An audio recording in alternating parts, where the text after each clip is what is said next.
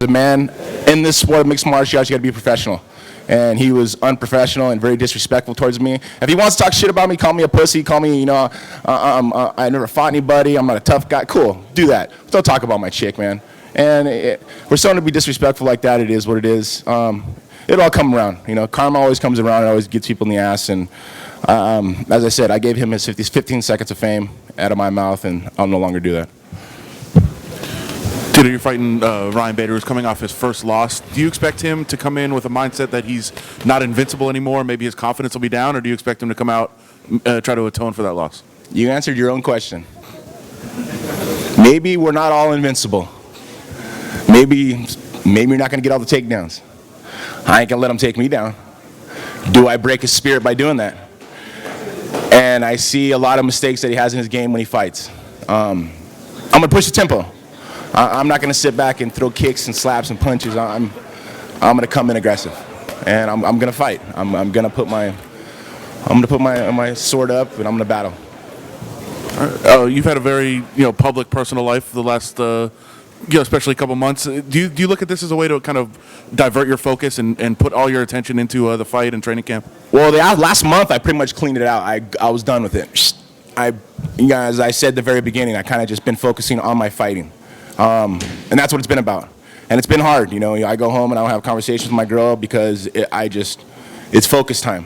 I have something big in front of me. I have a lot of people to prove wrong. I have a lot of people to prove right.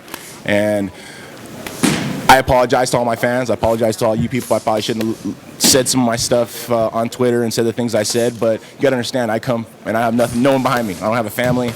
I have myself. I have a couple friends that work, and people on Twitter, maybe they have the same associations in life that I go through, and maybe I could ask questions and help me through the challenging times that I had going through a relationship. But I think the best thing that I've learned out of it was not to say anything at all, and to take it and use my thick skin and use my head on my shoulders and get through it. Because all of us, as men, as women, we all can get through every relationship just as long as you keep your head strong and battle through it. And to me right now, it's all about this fight.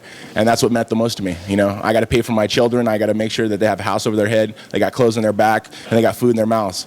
And being a loving father, being everything my father never was, is what I'm going to be. And whatever it takes for me to do that, I'm going to do it. I'm going to achieve it no matter what. And what are your goals now? Have you kind of adjusted what your goals are in your career? Is it just to be in the Hall of Fame one day? Is it to make one more run at a title? What are you thinking right now? I would love to make another run at the title. I think Saturday night will kind of tell everything. My goals, I have achieved, I think, everything under the sun in mixed martial arts. I've done many things that people will never see.